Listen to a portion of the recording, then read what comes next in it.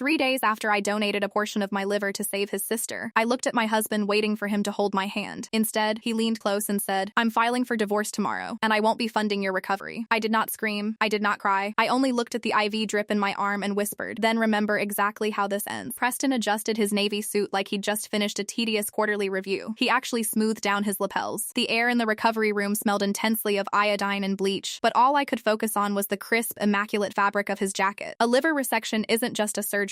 They cut you open. The incision burned with a white-hot intensity every time I drew a breath, and there was a constant gnawing ache in my right shoulder, referred pain from my diaphragm being irritated. I was stitched together, weak, running on heavy painkillers and ice chips, and he was standing there, checking his Rolex. "Don't make this a spectacle," he muttered, his voice dropping into that low, boardroom timbre he used when he was annoyed by an underling. I stared at the sterile white thermal blanket covering my legs. I couldn't process the words. Just 72 hours ago, he had kissed my forehead in the pre-op holding area. His mother had squeezed my hand and called me her angel. His father had cried. They had all cried, because their precious Adele, Preston's younger sister, was dying of acute hepatic failure, and my tissue was a miraculous, statistically improbable match. "I've been seeing Renee for 14 months, he said. The name landed like a physical blow. Renee, the senior marketing director at his family's logistics firm. The woman who had sent a lavish fruit basket to our house wishing me luck on the transplant. My parents know," he continued, his tone entirely conversational now, as if he were listing items on a grocery receipt. "Adele knows. They've known since Thanksgiving. You'll get the Southside condo, but the post-nut protects my family's assets. There are legal realities you don't understand. I suggest you don't fight this. It will only get expensive for you." I slowly turned my head. The friction of the pillowcase against my ear sounded incredibly loud. "You waited until they took my organs to tell me?" I asked. My voice was a dry croak. He sighed. It was the patronizing, heavy exhale of a man who believes the woman in front of him is entirely broken and completely powerless. "We needed Adele to live. You were the only viable donor. If I had initiated the divorce proceedings earlier, you would have backed out of spite. It was a strategic decision to delay. Don't look at me like that. You get to walk away a hero. Isn't that enough?" He had no idea. He had absolutely no idea that a commercial real estate attorney had been aggressively trying to reach me for the past week. Between the terrifying rounds of match testing, Adele's rapidly failing health, the emotional exhaustion of my own job, and the endless hospital visits, I had kept ignoring the voicemails. I figured whatever old, dusty paperwork my late grandmother left behind when she passed away last month could wait until I was out of the hospital. "I'm leaving," Preston said, picking up his leather briefcase from the visitor's chair. "I have a meeting. I'll send over a draft of the settlement agreement. Rest up." He walked out. The heavy wooden door clicked shut. An hour later, Blythe arrived. She had driven down from Milwaukee the second I texted her that the surgery was over, blissfully unaware of the bomb that had just been dropped on my life. When she walked in, carrying a massive iced coffee and a terrible foil balloon, she took one look at my face and dropped both on the linoleum floor. She didn't ask what was wrong. She just pulled a chair right up to the edge of the bed, took my good hand, the one without the IV port, and held it tight. I told her everything. My voice shook, but the tears didn't come. I felt completely hollowed out, scraped clean from the inside. 14 months, Blythe whispered, her face pale with fury. "Adele knew? The girl whose life you just saved knew her brother was sleeping with his marketing director while you were getting sliced open for her? Strategic decision," I repeated softly, echoing his exact words. Blythe reached into her purse. "Where is your phone?" She fished it out of my overnight bag and placed it in my palm. "Call whoever you need to call. We start pulling the threads right now." I looked at the screen. 4 missed calls from a Mr. Calder, 2 new voicemails. I hit dial. "Mr. Calder?" I said when he picked up on the first ring. "I'm sorry I haven't returned your calls. I'm currently hospitalized." "Listen," Mr. Calder said, his voice carrying the brisk, no-nonsense cadence of a man who dealt in facts and figures, not pleasantries. "I am sorry you are in the hospital, and I wish you a speedy recovery, but this cannot be delayed any longer. Your grandmother's estate has been settled." "Okay." I winced, adjusting my hip. The pain flared hot and sharp. "She left you the sole deed to the industrial parcel in the South Loop," he continued. "The entire 50 acres. Do you understand what that means?" "No," I admitted. "I thought she just owned a few old warehouses down there." "She owned the dirt," Miss Calder corrected. "The 50-year ground lease your in-laws signed to build their primary manufacturing and distribution plant expired at exactly midnight last night." The room went entirely silent. I could hear the hum of the heart monitor next to my bed. I looked over at Blythe. She was leaning in, watching my face change. "What does that mean for me?" I asked, my heart suddenly hammering against my ribs. "It means you own the ground beneath their entire corporate empire," Miss Calder said. "Without a renewed lease, they are trespassing on your private property. And more importantly, their upcoming IPO, the one they've been pushing toward the SEC for 6 months, is legally dead in the water. An S1 filing requires clear title or active leases for all primary operational facilities. They don't have one." I squeezed my eyes shut. Preston's family had built their massive wealth on that South Loop facility. It was the crown jewel of their logistics network, and they had built it on my grandmother's land. They had paid her a pittance in rent for 50 years, a sweetheart deal signed by Preston's grandfather back when the area was just mud and rust. "They didn't try to renew it?" I asked. "They assumed they could just strong-arm the estate in probate," Calder scoffed. "They didn't realize your grandmother bypassed bypassed probate entirely by putting the deed in a direct, irrevocable trust with your name on it 3 years ago. The moment that lease expired, the property reverted to you unencumbered. What do I do? I asked. My voice didn't sound hollow anymore. It sounded sharp. Nothing tonight, Mr. Calder replied, deadly serious. I'm sending a courier at 6 Low Am with the hard copies. Do not sign anything your husband gives you. Do not agree to anything. I won't. I hung up the phone. I just stared at the Chicago skyline out the window, watching the city lights flicker against the dark lake, and waited for sunrise. The heavy manila envelope arrived exactly as the morning shift changed. A tired, overworked nurse handed it to me without a word, too busy checking my vitals to care about legal correspondence. I didn't break the red wax seal Mr. Calder's office had placed on the flap. I just let it rest on my lap, right over the thick white bandages of my abdomen. 2 hours later, Preston returned. He stood in the doorway holding a sleek carbon fiber clipboard, entirely expecting yesterday's cruelty to have broken my spirit. He looked perfectly rested. He smelled like expensive espresso and cedarwood cologne. How is the pain? He asked. It was a sterile, practiced question. I didn't answer right away. I just looked at him. Looked at the man I had slept next to for 6 years. The man whose family I had just bled for. Have you processed things? He pressed, stepping into the room. I have a basic medical waiver here, just stating you won't hold the hospital or my family liable for any long-term surgical complications. And I have the preliminary settlement agreement. If you sign it now, I'll have the postnup activated and we can get the condo transfer moving. His mistress, his postnup, his family, who had smiled in my face while I went through weeks of agonizing prep, knowing full well he was going to discard me the moment Adele's new liver started functioning. I have processed it, I said. He stepped closer, pulling a silver Montblanc pen from his breast pocket. He clearly assumed the painkillers had made me docile and compliant. He held the clipboard out. I didn't reach for his pen. I laid my palm flat against the thick manila envelope instead. The sound of my hand hitting the paper was sharp in the quiet room. His eyes darted down to it. What is that? He asked, pointing at the seal. Something your father's accounting department should have warned you about. Preston frowned. Whatever this is, we can handle it rationally. There's no need for dramatics. We are handling it rationally, I replied. You just aren't used to losing to someone you thought was completely broken. His jaw locked, a hard, tense clenching of the muscle right below his ear. It was his exact tell before constructing a lie or deflecting a threat. Did you hire a lawyer? Because if you did, you're just draining whatever meager savings you have left. My family's firm will bury a solo practitioner in paperwork. It's from my grandmother's estate, I said, which is infinitely worse for your family. He reached for the envelope. He actually leaned over the hospital bed, violating my space, his hand outstretched to grab it from my lap. I didn't pull it away. I didn't flinch. I remained completely motionless, locking eyes with him. My dead, unblinking stare made his fingers freeze mid-air, just inches from the paper. What is inside? He demanded, his voice losing its boardroom polish. You'll find out Monday at 9 LOAM, I said, at the South Loop facility. Bring your board. You're on bed rest, he scoffed, pulling his hand back as if the envelope had burned him. You can't even stand up. You had 3 days to decide what kind of man you were going to be, I whispered, every word carved out of ice. I'm not giving you 3 more. He stared at me for a long, fractured moment. He opened his mouth to say something, but the absolute certainty in my eyes stopped him. He turned on his heel and walked out without looking back. 4 days later, the physical toll of leaving that hospital nearly broke me. Blythe had to fight the charge nurse, sign 3 different against medical advice waivers, and practically carry me to her SUV. Every bump in the road on the drive down to the South Loop felt like a serrated knife dragging across my stomach. I was sweating through my clothes, my skin clammy and gray. I had refused the heavy narcotics that morning because I needed my mind brutally sharp. The IPO press conference was scheduled for exactly 9 am. It was meant to be a massive media event. They had set up a stage right on the polished concrete floor of their massive distribution center, flanked by the towering loading docks and rows of idling semi-trucks bearing the family logo. Blythe pushed my rented wheelchair through the side entrance. The roar of the warehouse, the echo of forklifts, the chatter of the assembled investors, it all hit me like a physical weight. We positioned ourselves near the front, just behind the row of reserved seating. Preston, his father Thad, their primary private equity investors, and a small army of outside counsel were clustered near the stage. There were banners hanging from the steel rafters. Caterers were walking around with silver trays of mimosas and pastries, a celebration of generational wealth. Mr. Calder was already waiting for us. He stood beside my wheelchair, his leather briefcase resting against his leg. The manila envelope, the one Preston had failed to grab in the hospital, now sat in Mr. Calder's hands. Preston saw me first. He was in the middle of shaking hands with a man from Goldman Sachs. He turned his head, caught sight of the wheelchair, and froze. A distinct, visceral wave of panic washed over his face. It was the sudden, horrifying realization that the chessboard had flipped while he wasn't looking. He frantically tapped his father's shoulder. Thad turned, his easy practiced smile faltering for a fraction of a second when he saw me. But Thad was a veteran of corporate warfare. He smoothed his expression, patted Preston on the back, and confidently stepped up to the microphone on the stage. Ladies and gentlemen, Thad's voice boomed through the massive PA system, echoing off the corrugated steel ceiling. We are thrilled to announce the initial public offering of this facility, the beating heart of our enterprise. Preston's eyes shifted frantically from his father to the investors, to me, and finally to the envelope in Calder's hands. His jaw locked so hard I thought his teeth might crack. Mr. Calder Calder didn't wait for Thad to finish his introductory remarks. He walked directly up to the edge of the stage, bypassing the velvet ropes. He kept his hand firmly pressed on the document. He adjusted his glasses and looked directly up at Thad. "Before you ring that bell, Mr." Calder's voice wasn't amplified, but it carried a sharp, authoritative edge that cut cleanly through the murmur of the crowd. He turned slightly, ensuring the front row of investors could hear him perfectly. "There is an eviction notice this board needs to review. As of midnight, 4 days ago, this entire corporation has been trespassing on private property." A heavy, confused silence fell over the loading docks. The Goldman Sachs representative lowered his mimosa. Thad stopped speaking. He looked down at Calder, then over at me in the wheelchair. I expected Thad to crumble. I expected the bluster to drain out of him, just as the color was currently draining out of Preston's face. But Thad didn't flinch. He didn't signal his security team to remove us. Instead, Thad slowly reached over and switched the microphone off. A loud, dull pop echoed through the warehouse. He stepped down from the stage, walking down the 3 wooden steps with agonizing slowness. He bypassed Mr. Calder entirely and walked straight to my wheelchair. He crouched down, so he was exactly at my eye level. The smell of his expensive cigar smoke made me nauseous. "You think you're the first person to try and leverage this land?" Thad said, his voice a low, gravelly whisper meant only for me and Blythe. "You think my legal team didn't track your grandmother's failing health for the last 2 years?" My heart gave a slow, painful thud against my ribs. "The lease expired, Thad. You don't own the dirt." "No," Thad agreed, a terrifying, patronizing smile touching the corners of his mouth. "We don't. But neither do you." He reached into his own suit pocket and pulled out a single folded piece of paper. He dropped it onto my lap, right on top of my bandages. "Your grandmother," Thad whispered, "had a severe gambling problem she hid from your side of the family. She took out a secondary, unrecorded mortgage on this acreage 12 years ago to cover a massive debt in Joliet. She defaulted. We bought the paper from the private lender last week, right before she died." I stared at the paper. I didn't want to touch it. "We filed a notice of foreclosure on the estate on Friday," Thad continued smoothly, standing back up and adjusting his cuffs, "which throws the entire title into a minimum 3-year litigation hold in probate court. The SEC allows an S1 filing to proceed under a disputed but secured asset clause if we hold the primary lien, which we do." Preston had walked up behind his father. The color had returned to his face. He looked down at me, the smug, arrogant sneer settling back onto his features. "I told you," Preston said softly. "There are legal realities you don't understand." Mr. Calder stepped forward, snatching the paper off my lap. He unfolded it rapidly, his eyes scanning the dense legal text. I watched his face. I needed him to laugh, to call it a forgery, to tear it up. Instead, Mr. Calder's shoulders tensed. He read the bottom signature line twice. He looked at me, his expression tightening. "They filed an injunction," Calder said, his voice tight. "They're trying to force a sheriff's sale to cover the debt. We are currently the primary creditors of your estate," Thad said, turning to walk back toward the stage. He paused and looked back over his shoulder. "So, enjoy the eviction notice. We'll see you in court, assuming you can afford the filing fees after the divorce." He stepped back onto the stage and flipped the microphone back on. The crowd murmured, a low buzzing sound of confusion, but Thad just smiled his radiant, terrifying smile. "Apologies for the interruption, folks," Thad announced into the mic. "Just a minor logistical misunderstanding with a former vendor." Now, where were we? I sat in the wheelchair, the throbbing pain in my abdomen suddenly matched by a cold, sickening dread spreading through my chest. Blythe squeezed my shoulder. "Mr." Calder folded the paper slowly. He looked down at me. "We have a problem." "What kind of problem?" I asked. My voice was completely lost under the sudden roar of the warehouse. On stage, Thad had just struck a literal brass bell with a wooden mallet. The investors were clapping. The sound bounced off the corrugated steel walls and drilled directly into my skull. "Mr." Calder didn't look up from the document. He just folded it in half, then in quarters, his knuckles turning white under his skin. "A very expensive one. We need to leave. Now." Blythe didn't ask questions. She grabbed the rubber handles of the wheelchair and spun me around hard enough that the tires squeaked on the polished concrete. We didn't stay to watch them drink the rest of the mimosas. Every seam in the floor sent a jolt of pure fire up my spine as Blythe pushed me back toward the loading dock doors. The cold Chicago air hit me the second we crossed the threshold, and my teeth started chattering violently. My body was desperately trying to heal a massive internal wound, and the stress was sending me into shock. Blythe maneuvered me to the passenger side of her SUV and practically lifted me into the seat. I kept my arms wrapped tightly around my abdomen, pressing my forearms against the thick surgical binders just to hold myself together. "Mr." Calder's sedan pulled out of the visitor lot right behind us, following closely as Blythe merged onto the highway heading north. "Where are we going?" Blythe asked, her voice tight with rage. "Because I am about 30 seconds away from turning this car around and driving it straight through their buffet table." "The condo," I whispered. It hurt to speak. "The South Side place. Preston said I could have it. He doesn't get to dictate what you have," she snapped, gripping the steering wheel. "Just drive there, Blythe, please." It took 40 minutes in traffic. By the time we pulled up to the brick mid-rise in South Loop, I was sweating through my shirt despite the freezing temperature outside. Calder parked behind us and helped Blythe walk me to the elevator. When I unlocked the door to the condo, the reality of my husband's precision struck me in the face. The place wasn't just quiet. It was stripped. Preston hadn't just moved out. He had meticulously removed anything of value. The vintage leather sofa we bought together in Italian Village was gone. The television was gone. The expensive massive espresso machine I had bought him for his birthday, the Persian rug, the dining table. Even the art had been taken off the walls, leaving pale, rectangular shadows on the paint. All that remained was my cheap desk from grad school, a few boxes of my clothes stacked haphazardly in the corner, and the guest bed. He had literally cleared out the apartment while I was under anesthesia, having my abdomen sliced open for his sister. I didn't cry. I was too exhausted to cry. I just shuffled to the guest bed and sat heavily on the edge, gasping as the incision protested the movement. Calder set his briefcase on my cheap desk. He pulled out the folded document Thad had dropped on my lap and smoothed it out flat. The room was terribly silent. "Tell me what that paper actually means," I said, leaning back against the bare wall. Calder took off his glasses and rubbed his eyes. "It means your grandmother had a gambling addiction she kept very well hidden. She owed a man named Orrin Trask a massive sum of money. Trask runs a private equity firm that specializes in high-interest bridge loans and shadow banking out of Joliet. She used the land deed as collateral 12 years ago. It was an unrecorded mortgage, which is why it didn't show up in the Standard County polls when I checked the title. And Thad bought it," I said flatly. "Yes, but it's not just that he bought it," Calder said, leaning forward. "It's when he bought it. Look at the date of the transfer." He handed the paper to Blythe, who brought it over to the bed. I forced my eyes to focus on the small, dense print at the bottom of the page. The transfer of debt from Orrin Trask to Thad's holding company was dated November 14th. My breath hitched. November 14th. That was 5 months ago, Blythe said, looking up at me. "That was right before Thanksgiving. That was the week the transplant committee told us I was a perfect tissue match for Adele," I whispered. The entire timeline clicked into place with horrifying clarity. They didn't buy the debt last week. They bought it the moment they realized my grandmother was in hospice and I was going to inherit the land. They bought it the moment they realized they needed my liver to save Adele's life. They had engineered the trap perfectly. Thad had acquired the leverage to steal my inheritance, and Preston had brought his mistress to family dinners, all while they smiled at me across the Thanksgiving table, passing the wine, telling me how brave and generous I was. They waited to serve the foreclosure notice until my grandmother was in the ground and my liver was out of my body. "They're not just trying to take the land," I said, staring at the sterile white wall of the empty condo. "They're trying to bleed me out. They filed the foreclosure to tie the deed up in probate court. It freezes the asset. I can't sell it, I can't lease it, and I can't evict them while it's in dispute." "Exactly," Calder said grimly. "It's a war of attrition. They know you have a strong case to dismiss the secondary mortgage due to predatory lending practices, but that takes time. Years and years of litigation require money, which they have an endless supply of." Blythe spat. My phone vibrated on the mattress next to my leg. I looked down. The caller ID was a Chicago area code I didn't recognize. I didn't want to answer it, but a strange, sick intuition made me reach for it. I pressed accept and put it on speaker. "Hello, it's me," a small, weak voice said. It was Adele. Her voice sounded exactly like mine felt. Brittle, drugged, exhausted. She was calling from her recovery room at Northwestern Memorial. The silence in the condo grew deafening. Blythe stepped closer to the bed. Calder stopped moving. "Adele," I said. "I heard what happened at the warehouse," she said. Her breathing was shallow. "Preston called Mom. They're all celebrating. Are you calling to gloat?" I asked. My voice held no anger, just a profound, crushing emptiness. "No," she choked out. I could hear the tears in her voice. "I'm so sorry. I didn't want it to happen this way. I tried to tell Preston to just pay you off, to give you a fair settlement. But Dad said no. Dad said if you have money, you'll fight the foreclosure. They had to make sure you couldn't afford a lawyer." "You knew," I said, stating a fact, not asking a question. "You knew they had the debt in November. You knew Preston was sleeping with Renee, and you let me walk into that operating room. I was dying," Adele sobbed. It was an ugly, pathetic sound. "I was 24 and my skin was yellow and I was dying. If I told you the truth, you would have walked away. You would have let me die. I would have," I said, the absolute truth of it resting heavy on my tongue. "I would have walked away from all of you." "I'm sorry," she cried. "I just wanted to live. I'm so sorry. Don't call this number again, Adele. Enjoy your life." I hung up the phone and dropped it on the mattress. I looked at Calder. The reality of what Adele just said was echoing in the empty room. Dad said if you have money, you'll fight. They had to make sure you couldn't afford a lawyer. A cold spike of adrenaline pierced through the heavy fog of my painkillers. "Blythe," I said, my voice suddenly frantic. "Bring me my laptop. It's in the brown box by the door." Blythe rushed over, dug through the cardboard box, and handed me the silver machine. I opened it and loaded my bank's website. My fingers were shaking so badly I mistyped my password twice. When the dashboard finally loaded, I just stared at the screen. Preston and I had a joint savings account. We had a joint checking account. And I had a personal checking account where my paycheck from the architectural firm was directly deposited every 2 weeks. The joint savings account balance was zero. The joint checking account balance was zero. I clicked on my personal checking account, the one Preston was never supposed to touch. He had been added as a secondary authorized user 4 years ago when we bought the house, just in case of an emergency. The balance was zero. A line item from yesterday morning sat at the top of the ledger. Wire transfer Trask Secure Holdings LLC $14,250 on fine dollars. He took everything. He even took my last paycheck. I turned the laptop around so Calder and Blythe could see the screen. Blythe put her hand over her mouth. Calder just let out a long, slow breath. I was physically broken. I was legally trapped. And now I was completely, utterly broke. Calder closed the laptop. The quiet click of the plastic casing sounded like a vault slamming shut. He took off his glasses and rubbed the bridge of his nose. words, suddenly looking every bit of his 60-something years. It's a starvation tactic, Calder said, his voice stripped of all its earlier courtroom authority. It's straight out of the high net worth divorce playbook. He drains the liquid assets, freezes the real estate, and leaves you with nothing to pay a retainer. He wants you to default on your own survival before we even get to a judge. He took her paycheck, Blythe said. Her voice was shaking, not from fear, from a rage so dense it was suffocating. She designed a community center in Evanston last month. That was her money. It was in a joint access account, Calder said gently. Legally, until a judge issues a financial restraining order. Either party can move funds. Preston just moved them first, to an LLC controlled by his father's new debt holding, so they stole it to pay themselves, I said. It hurt to breathe. The surgical binder was cutting into my ribs. They secured it against the estate's debt, Calder corrected, slipping into lawyer mode because it was the only armor he had left. It's dirty. It's despicable. But on paper, it's a defensive financial maneuver. We can claw it back during discovery, but discovery is 6 months away. 6 months. I didn't have 6 hours. My painkillers were wearing off, replaced by a deep, throbbing heat radiating from my liver. I was shivering, but my skin was burning up. Blythe saw it. She didn't ask for permission. She grabbed her purse, walked into the kitchen, which was entirely empty except for a roll of paper towels Preston had generously left behind, and filled a plastic water bottle from the tap. She came back and handed it to me, along with 2 over-the-counter ibuprofen from her own bag. You're not staying here, Blythe said. There's no bed. There's no food. I'm taking you to a hotel. Blythe, I can't pay for a hotel, I whispered. I can't even pay for a coffee. I don't care, she snapped. I have credit cards. You're my best friend, and you just had an organ removed. You are not sleeping on the floor of a stripped condo like a dog. She looked at Calder. Where does she need to be for her follow-up appointments? Northwestern, I said. Doctor, Arlo's clinic. Tuesday, fine. I'm getting us a suite near the hospital. We'll figure out the rest tomorrow. Calder picked up his briefcase. I'm going to head back to my office. I need to pull the original filings on Trask Secure Holdings. I want to see exactly how and when the paper was transferred. There's a mandatory notification period for debt assignment in Illinois. If Thad rushed the paperwork to beat the IPO deadline, he might have skipped a step. It's a long shot, but right now, long shots are all we have. He stopped at the door and looked back at me. Don't talk to Preston. Don't answer calls from his family. If they text, screenshot it and send it to me. We are at war now. He left. Blythe packed up my few remaining clothes into her duffel bag. We left the keys on the cheap desk. I didn't look back as the condo door locked behind us. The hotel Blythe booked was a sterile, corporate high-rise 3 blocks from the hospital. It cost $300 a night. I watched her hand over her own credit card at the front desk, the guilt twisting in my gut so hard it competed with the surgical pain. When we finally got to the room, she pulled back the heavy duvet, arranged 3 pillows, and gently helped me lie down. The mattress felt like a cloud, but my mind was spinning too fast to rest. I need my prescriptions, I said, staring at the ceiling. They sent them to the pharmacy on Michigan Avenue. I'll go get them, Blythe said. She was already putting her coat back on. Immunosuppressants, right? And the heavy painkillers? Yes, but Blythe, the copay. It was supposed to be covered by Preston's insurance. Blythe stopped. You think he canceled your insurance? He drained my checking account while I was in recovery. Do you really think he kept me on his Blue Cross plan? Blythe's jaw tightened. I'll handle it. Just don't move. She was gone for 2 hours. When she came back, she looked exhausted. She dropped a white paper bag on the nightstand and sat heavily in the armchair by the window. You were right, she said quietly. Your insurance policy was terminated at midnight, the exact minute the ground lease expired. How much was it? I asked. Blythe looked away. It doesn't matter. Blythe, how much were the meds? $1,400, she said, her voice hollow. Out of pocket. The pharmacist had to call the hospital to verify the script because your profile was flagged as uninsured. $1,400. Added to the hotel. Added to the gas. I was bankrupting the only person who still cared if I lived or died. I reached into the bag, pulled out the orange bottle, and dry swallowed 2 pills. I closed my eyes, waiting for the chemical numbness to wash over the fire in my abdomen. I'm sorry, I whispered into the dark room. Stop, Blythe said firmly. You have nothing to apologize for. You are the victim of a sociopath and his billionaire father. I don't feel like a victim. I feel like an idiot. That's exactly how they want you to feel. It makes you easier to crush. My phone buzzed on the nightstand. I reached for it, fully expecting another taunting message from Preston or a fake apology from Adele. But it wasn't them. It was an email from Mr. Calder. The subject line just said, "Look at this." I opened it. It was a scanned copy of a single document, a property tax record from Cook County, dated 12 years ago. I zoomed in on the grainy text. It was the tax assessment for the 50-acre parcel in the South Loop, my grandmother's land. The land Thad claimed was heavily mortgaged to Orrin Trask. I read the text twice. My brain, fuzzy with exhaustion and narcotics, struggled to make sense of the bureaucratic language. I hit reply and typed, "What am I looking at?" Calder's response came back less than a minute later. "Look at the zoning designation on the date the mortgage was allegedly signed." I pulled the image back up. I scrolled down to the 3rd section. Zoning code, M33, heavy manufacturing. Status, EPA Superfund review site. Contaminated, I blinked. I read it again. EPA Superfund review site. My phone rang. It was Calder. "Did you see it?" he asked, his voice crackling with a strange, nervous energy. "I see it says it was a contaminated site," I said. "But Preston's family built their distribution center there. They paved it." "Exactly," Calder said. "They paved it. They capped it. But 12 years ago, when your grandmother supposedly took out a multi-million-dollar loan against that dirt to pay off a gambling debt, the dirt was legally legally worthless. It was under federal review for industrial soil contamination from the old steel mills. No bank, no private equity firm, no shadow lender in their right mind would accept an active Superfund site as collateral for a massive cash loan. It's a completely uninsurable asset. The fog in my head started to lift. So Orrin Trask didn't give her a loan. Orrin Trask couldn't have given her a loan, Calder said. Not against that land. The federal government had a standing lien on the property until the remediation was finished. You cannot mortgage a property that has a federal environmental lien on it. It's legally impossible. Then what is the paper Thad showed us? I asked, sitting up too fast and gasping as my stitches pulled. It's a forgery, Calder said, the word hanging heavy in the air. Or at the very least, a backdated fraud. Thad didn't buy your grandmother's old debt. He created it. He paid Trask to fabricate a 12-year-old unrecorded mortgage so they could file a fraudulent foreclosure and freeze the estate. I looked over at Blythe. She was watching me, her eyes wide. They forged the debt, I told her, holding the phone away from my mouth. Can we prove it? I asked Calder, bringing the phone back to my ear. Proving it requires getting a federal EPA audit file unsealed, Calder said, his enthusiasm dimming slightly, which takes time and money, but it gives us leverage. If we file a motion to dismiss the foreclosure based on suspected fraud, we can demand the original, ink-signed promissory note in discovery. If they forged it, they won't want to produce the physical paper to a forensic document examiner. Do it, I said. There's a catch, Calder warned. If we accuse a billionaire of orchestrating a multi-million-dollar real estate fraud in open court and we lose, he will countersue for defamation and malicious prosecution. He will make sure you never work as an architect again. He will bury you. He already buried me, I said, staring at the empty pill bottle next to the bed. He just forgot to make sure I was dead. I'll draft the motion tonight, Calder said. We file Monday morning. I hung up. For the first time since Preston walked into my hospital room and told me he was leaving me, I didn't feel entirely helpless. I felt a tiny, razor-sharp sliver of hope. But Thad hadn't built an empire by being careless. The next morning, at 7:00 a.m., there was a sharp knock on the hotel room door. Blythe groaned from the other bed, pulling the pillow over her head. If that's housekeeping, tell them to go away. I slowly pushed myself up, wrapping the thick hotel robe around my shoulders. Every step to the door was an agonizing shuffle. I checked the peephole. It wasn't housekeeping. It was a woman in a shark gray trench coat, holding a thick manila envelope that looked terrifyingly similar to the one Calder had given me. I opened the door an inch, leaving the security chain attached. Yes? I croaked. Are you the occupant of this room? The woman asked. She didn't look like a process server. She looked like a corporate fixer. Who's asking? I have a delivery from the desk of Orrin Trask, she said. She slid the envelope through the narrow gap in the door. It hit the carpet with a heavy thud. Before I could say another word, she turned and walked down the hallway, her heels clicking rhythmically against the patterned carpet. I closed the door, unlatched the chain, and slowly bent down to pick up the envelope. The movement sent a fresh wave of nausea through me, but I managed to grab it. I brought it to the small desk by the window and tore it open. There was no legal jargon this time, no complex financial filings. It was a single photograph, printed on high-gloss paper. It was a picture of my grandmother, sitting at a casino table. The timestamp in the corner read exactly 12 years ago. She was holding a drink, smiling, a massive stack of chips in front of her, and sitting right next to her, his arm draped casually over her chair, was Orrin Trask. Attached to the photo with a paperclip was a handwritten note on thick cardstock. The handwriting was elegant, loops and sharp angles. She may not have mortgaged the dirt, but she signed the paper. Ask your lawyer what a personal guarantee is. See you in probate. I stared at the picture. My grandmother looked so young, so reckless. I turned the photo over. On the back, in the same elegant handwriting, were 5 words that made the blood freeze in my veins. We know about the clinic. I stared at the 5 words. We know about the clinic. Dr. Arlo's clinic. My Tuesday morning follow-up. They had accessed my medical records or paid someone who did. They knew exactly where I had to be to get my immunosuppressants adjusted and my surgical drains checked. It wasn't just a threat to my legal case. It was a promise that they controlled my physical safety. They wanted me looking over my shoulder in the waiting room. They wanted me so terrified of a confrontation that I'd miss my appointments, end up sick, and sign whatever settlement Preston put in front of me, just to make the fear stop. I handed the photo and the note to Blythe. She read it, and the color drained from her face, instantly replaced by a rigid, white-hot fury. They are threatening your post-op care, she whispered. They're threatening your life. I picked up my phone and called Calder. I didn't bother with a greeting. I just read him the note word for word, and described the photo of my grandmother with Orrin Trask. Calder let out a heavy, static-laced sigh. A personal guarantee is a different beast than a property mortgage. It means the debt is attached to your grandmother personally, which means it transfers to her estate regardless of the collateral. They don't need the land to be a legitimate, insurable asset anymore. They just need the debt itself to be recognized by the probate judge. Once it is, the judge will force the liquidation of the estate's assets, meaning the 50 acres, to pay it off. So the EPA Superfund defense doesn't matter? I asked. It matters, Calder said. It proves they lied on the initial foreclosure filing. But a personal guarantee is just a signature on a piece of paper. It's much harder to disprove quickly. They're trying to trap us in a handwriting analysis battle that will drag through the courts for 2 or 3 years. And they're using your medical vulnerability to break you before we even file the first motion. I touched the thick bandage under my shirt. The pain was still there, a constant burning reminder of what I had freely given to these people. They hadn't just taken a piece of my body. They had taken my capacity for mercy. Thad needs this EPO to happen right now, doesn't he? I asked. The fog of the painkillers was entirely gone, replaced by a cold, sharp clarity. He can't wait 2 years for probate. He can't wait 2 months, Calder confirmed. The family firm is heavily leveraged. They took out massive short-term bridge loans to build out their new logistics hubs, banking entirely on the IPO cash to pay them off. If the public offering is delayed past the end of the quarter, they default on their institutional debt. Then we don't fight him in probate, I said. We don't play his game at all. I looked at Blythe. What was the name of the Goldman Sachs underwriter Preston was talking to at the warehouse? The guy holding the mimosa. Blythe didn't miss a beat. She pulled out her phone and swiped rapidly through her camera roll. I took a picture of the stage setup right before Thad walked over to us. His name tag is perfectly visible. Marcus Vance, Managing Director. I put Calder on speaker. Mr. Calder, if a company is under active SEC review for a public offering, and the lead underwriter is presented with documented evidence of title fraud, a forged multi-million-dollar liability, and a written threat against a medical patient, what happens? Calder didn't speak for a full 10 seconds. When he finally did, his voice was hushed, stripped of all its weary cynicism. The underwriter has a strict fiduciary duty. They are legally obligated to halt the S-1 filing immediately and conduct an independent audit. If they fail to do so, they are complicit in securities fraud. The SEC would fine Goldman Sachs into oblivion, and Vance would face federal prison. So Marcus Vance wouldn't risk his career to cover Thad's lies. He would drop them like a radioactive stone, Calder said softly. The IPO wouldn't just be delayed, it would be permanently canceled. The banks would call in Thad's short-term loans within 30 days. The corporate entity would face immediate catastrophic insolvency. Draft a letter to Marcus Vance, I told him. Attach the EPA zoning records proving the original mortgage was a fabrication. Attach the property deed. Attach a copy of this photo and the threatening note about my clinic. Send it to Vance's office by courier first thing Monday morning. If we do this, Calder warned, the gravity of the moment settling over the line, there is no going back. You are pulling the pin on a grenade that will level their entire corporate structure. They will lose everything. They took my liver, I said, my voice dead level. They took my marriage. They took my last paycheck. Pull the pin. The weekend was an agonizing blur of physical recovery and tense waiting. Blythe didn't let me out of her sight. We didn't go back to the condo. We stayed in the hotel, ordering room service on her card, watching the snow fall over Michigan Avenue. On Monday morning, at 8 o'clock a.m., Calder sent me a text message with a single word, delivered. By 10:15 a.m., the financial news network started picking up the anomaly. Blythe had the television on while she changed my dressings. The ticker at the bottom of the screen flashed in bright red letters. Goldman Sachs withdraws AS lead underwriter for Trask-affiliated logistics IPO. SEC halts S1 filing amidst title dispute A&D fraud allegations. Blythe dropped the roll of medical tape. She looked at the screen, then looked at me. A slow, fierce smile spread across her face. My phone started ringing. It was Preston. I hit ignore. It rang again. It was Thad. I hit ignore. For the next 2 hours, my phone practically vibrated off the nightstand. Texts from Preston, voicemails from Adele, frantic calls from numbers I didn't recognize. The panic was palpable, transmitting through the cellular network like an electric shock. I didn't listen to a single one. At 1 p.m., Calder called. I picked up immediately. Vance didn't just withdraw, Calder said, sounding out of breath. He forwarded our entire package to the SEC Enforcement Division. Thad's institutional lenders triggered an automatic default clause an hour ago based on the withdrawal. The company's accounts are frozen pending federal review. What about my money? I asked. The wire transfer Preston initiated from your checking account was flagged and reversed by the bank's fraud department this morning, Calder said. Your money is back in your personal account. I've already filed the paperwork to sever his authorization. I closed my eyes. The tight, suffocating band that had been wrapped around my chest for the last week finally snapped. I could breathe. It hurt my incision, but I took a deep, full breath anyway. They're done, Calder said. They're completely done. The next morning, Tuesday, I went to my follow-up appointment at Dr. Arlo's clinic. Blythe drove me. We parked right in front. I didn't look over my shoulder in the waiting room. I didn't flinch when the elevator doors opened. No fixers in trench coats were waiting for me. Thad's people were too busy shredding documents and hiring federal defense attorneys to care about intimidating a woman in a waiting room. My labs came back perfect. My liver was regenerating exactly as it was supposed to. When Blythe and I walked out of the clinic and into the crisp morning air, Preston was standing on the sidewalk next to Blythe's SUV. He looked terrible. The pristine navy suit was wrinkled. His tie was loose. The arrogant boardroom posture had entirely collapsed, leaving him looking hollowed out and small. Blythe stepped in front of me, but I put a hand on her arm and gently moved past her. I stood 3 feet from the man I had promised my life to. You ruined us, Preston said. His voice was a pathetic, raspy whisper. The banks are seizing the warehouse. My father is being subpoenaed by the SEC. Renee packed her apartment and left last night. We have nothing. You have the post-nup, I reminded him quietly. It protects your family's assets. Exactly like you said. He squeezed his eyes shut. Please, the eviction notice. If you withdraw the eviction, if you give us a new ground lease, we can use the land to restructure the debt. We can save the company. He looked at me, his eyes begging for the mercy he had so casually denied me when I was lying in a hospital bed, bleeding for his sister. He thought, deep down, I was still the woman who would sacrifice herself to save him. You can keep the condo, he offered desperately. I'll give you everything. I don't want the condo, Preston. I own the dirt. I didn't raise my voice. I didn't scream. I just looked at him, truly looked looked at him and realized there was absolutely nothing left there for me to mourn. You told me you wouldn't fund my recovery, I said softly, pulling my coat tighter around my shoulders against the chill. So I funded it myself. Consider the rent past due. I opened the passenger door of the SUV and carefully climbed inside. Blythe got into the driver's seat, started the engine, and pulled out into the Chicago traffic. We didn't look back at him standing alone on the curb. We just drove south toward the 50 acres of land that belonged entirely to me.